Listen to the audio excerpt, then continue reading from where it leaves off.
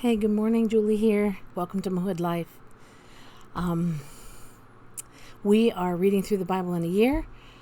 We're reading through the Chronological Bible right now, and we're still in Proverbs. So, why don't you grab your beverage, kick back, relax a little bit, let me read you the Word of God this morning. And this is my mug this morning. It's a sunshine. Ooh, I'm going to take another sip.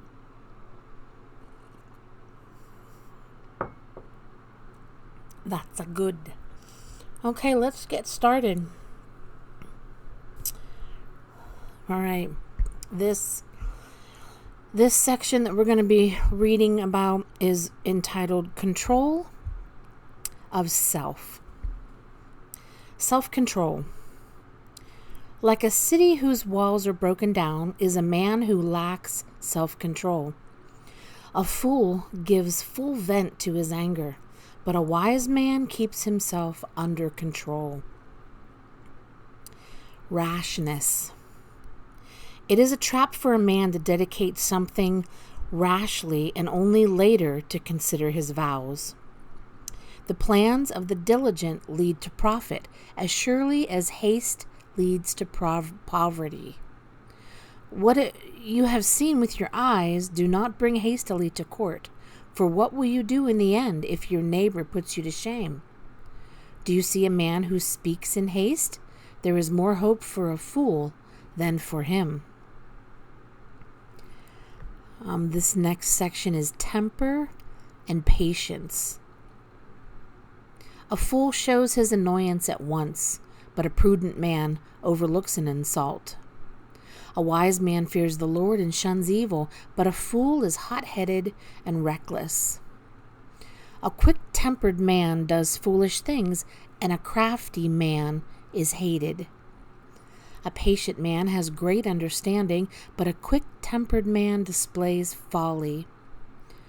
A hot-tempered man stirs up dissension, but a patient man calms a quarrel. Better a patient man than a warrior, a man who controls his temper than one who takes a city. A man's wisdom gives him patience. It is to his glory to overlook an offense. A hot-tempered man must pay the penalty. If you rescue him, you will have to do it again. Do not make friends with a hot-tempered man. Do not associate with one easily angered, or you may learn his ways and get yourself ensnared. Mockers stir up a city, but wise men turn away anger. An angry man stirs up dissension, and a hot-tempered one commits many sins. This next section is drunkenness and gluttony. Wine is a mocker, and beer a brawler. Whoever is led astray by them is not wise. Listen, my son, and be wise, and keep your heart on the right path. Do not join those who drink too much wine or gorge themselves on meat, for drunkards and gluttons become poor, and drowsiness clothes them in rags. Who has woe? Who has sorrow? Who has strife? Who has complaints? Who has needless bruises? Who has bloodshot eyes? Those who linger over wine, who go to sample bowls of mixed wine. Do not gaze at wine when it is red, when it sparkles in the cup, when it goes down smoothly. In the end, it bites like a snake and poisons like a viper. Your eyes will see strange sights, and your mind imagine confusing things. You will be like one sleeping on the high seas, lying on top of the rigging. They hit me, you will say, but I am not hurt. They beat me, but I don't feel it. When will I wake up so I can find another drink? This next section, boy, it's a long section too, is about adultery. My son, pay attention to my wisdom, listen well to my words of insight, that you may maintain discretion and your lips may Preserve knowledge, for the lips of an adulteress drip honey, and her speech is smoother than oil. But in the end she is bitter as gall, sharp as a double-edged sword. Her feet go down to death, her steps lead straight to the grave. She gives no thought to the way of life. Her paths are crooked, but she knows it not. Now then, my sons, listen to me. Do not turn aside from what I say. Keep to a path far from her. Do not go near the door of her house, lest you give your best strength to others and your years to one who is cruel. Lest strangers feast on your wealth and your toil enrich another man's house. At the end of your life you will groan when your flesh and body are spent. You will say, "How I hated discipline, how my heart spurned correction. I would not obey my teachers or listen to my instructors. I have come to the brink of utter ruin in the midst of the whole assembly." Drink water from your own cistern, running water from your own well. Should your springs overflow in the streets, your streams of water in the public squares? Let them be yours alone, never to be shared with strangers. May your fountain be blessed, and may you rejoice in the wife of your youth, a loving doe, a graceful deer. May her breasts satisfy you always. May you ever be captivated by her love. Why be captivated, my son, by an adulteress? Why embrace the bosom of another man's wife? For a man's ways are in full view of the Lord, and he examines all his paths. The evil deeds of a wicked man ensnare him. The cords of his sin hold him fast. He will die for lack of discipline, led astray by his own great folly. My son, keep your father's commands, and do not forsake your mother's teaching.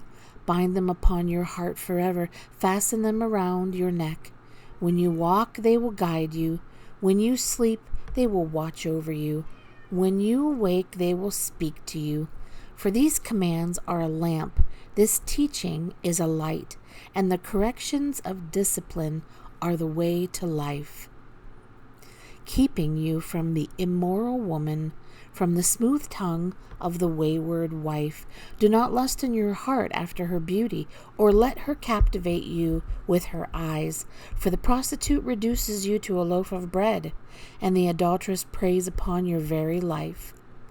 Can a man scoop fire into his lap without his clothes being burned? Can a man walk on hot coals without his feet being scorched? So is he who sleeps with another man's wife. No one who touches her will go unpunished. Men do not despise a thief if he steals to satisfy his hunger when he is starving. Yet if he is caught, he must pay sevenfold, though it cost him all the wealth of his house. But a man who commits adultery lacks judgment. Whoever does so destroys himself. Blows and disgrace are his lot, and his shame will never be wiped away, for jealousy arouses a husband's fury, and he will show no mercy when he takes revenge. He will not accept any compensation. He will refuse the bribe, however great it is. My son, keep my words and store up my commands within you. Keep my commands and you will live. Guard my teachings as the apple of your eye. Bind them on your fingers. Write them on the tablet of your heart. Say to wisdom, "You are my sister," and call understanding your kinsman. They will keep you from the adulteress, from the wayward wife with her seductive words.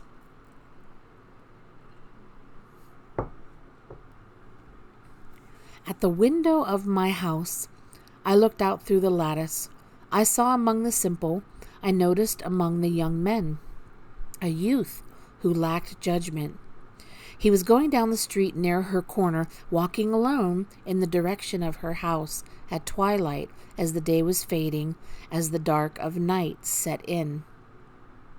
Then out came a woman to meet him, dressed like a prostitute and with crafty intent. She is loud and defiant. Her feet never stay at home. Now in the street, now in the squares, at every corner she lurks. She took hold of him and kissed him with a brazen face. She said, I have fellowship offerings at home. Today I've fulfilled my vows, so I came out to meet you. I looked for you and have found you. I have covered my bed with colored linens from Egypt.